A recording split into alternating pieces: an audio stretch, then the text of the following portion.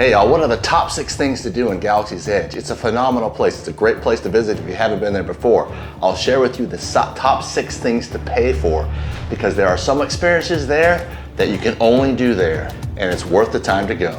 So please come and explore with me, y'all.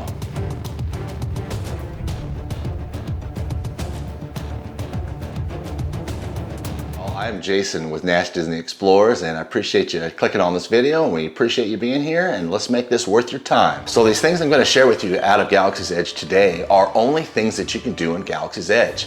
This place is really unique and have unique experiences that you can do. Well, I've come up with the top 6 things you can purchase that you can pay for to enjoy your experience. If you want to come home with something and if you can only have one of these things, then just get one. But if you can do all 6, I would do all 6. I will warn you, it will be expensive though if you try to do everything.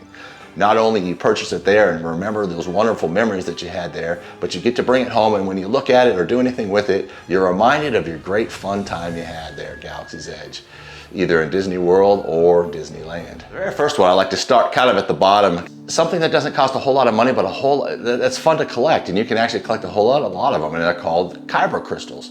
These are actually found in Doc Ondar's Den of Antiquities. When you go in there, it's a really cool store. You walk in and you see all these artifacts, Star Wars artifacts all over the walls. And then you have Doc Ondar, that's his store. You know, he collects all these things, and it's really cool to see the animatronic. Really, really cool animatronic. But inside the store, you have a whole wall of Kyber crystals. But different Kyber crystals have different voices to them and with different colors. You can open it up, it's kind of like a mystery box, and you can see what you have. And by itself, you can't really do anything with the Kyber crystals. So this kind of comes with another cost.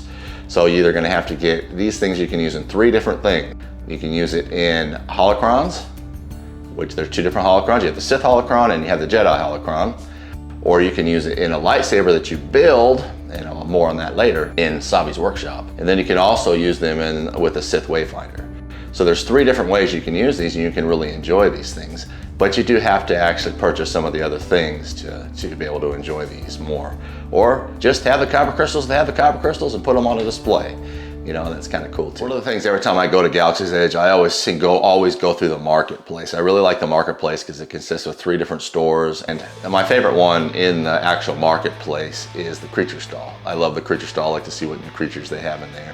And they're actually very unique. You can't find these anywhere else. This is a must-buy in Galaxy's Edge. I love the Loth cat actually sleeping in the actual cage there. But you know what? It never wakes up.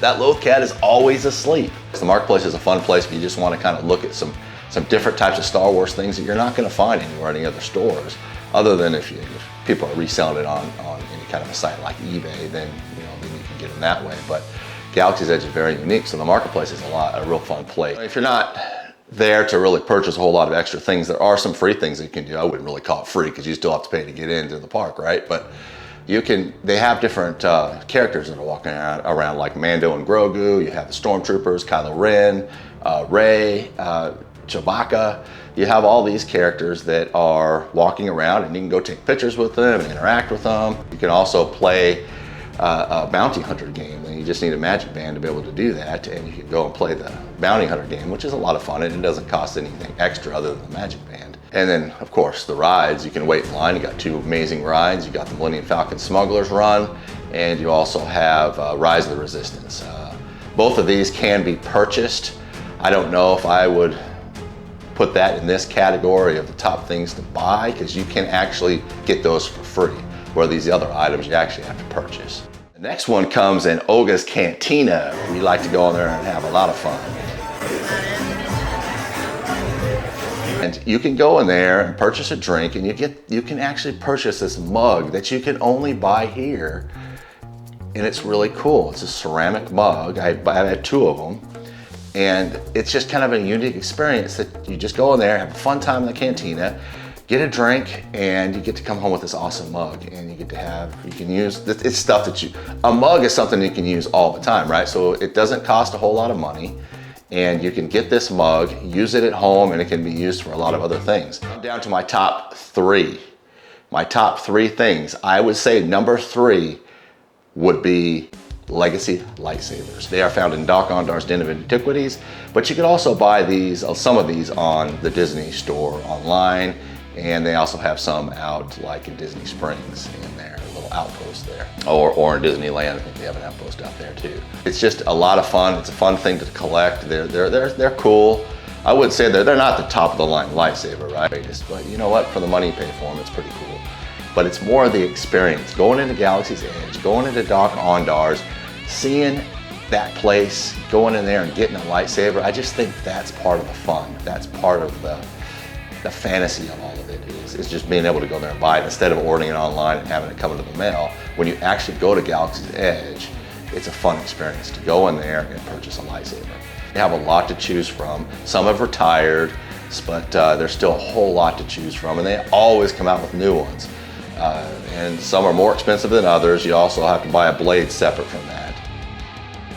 Number two thing that I really enjoy because it's so unique to Galaxy's Edge is building a droid in Droid Depot, the Droid Depot store. That is so much fun to me. I've built multiple droids. It's just fun to walk in there, go in there, see that conveyor belt, and get to pick your own parts. It's a lot of fun. And a lot of people take it even beyond that. After they build their droid, they go home and they customize their droid by painting them. I actually attempted this, didn't do very well at it. It's not something that I can do or that I enjoy doing because it was a very tedious process and I did a horrible job, and so I don't think I'll ever be doing that again. It's very unique because you get to do this fun experience at Galaxy's Edge. And so I would highly encourage anybody that goes to Galaxy's Edge is to go build a droid. You could get a backpack with it, put it on your back. If you don't want to pay for the backpack, you can just get a little carrying box and you can carry your droid out that way. Now, my number one thing to do in Galaxy's Edge, if you can afford it, I would not pass this one up. If you had to choose one thing, this would be the one thing that I would give you advice on doing because I think it's a phenomenal experience, and that is building your own lightsaber. There's no experience like it. You go in and do this, and it's so much fun because they put you right in the story, like you're really building your own lightsaber. And they do a great job with narrating and putting you in the story. Are you ready? Then take a step forward, my friends.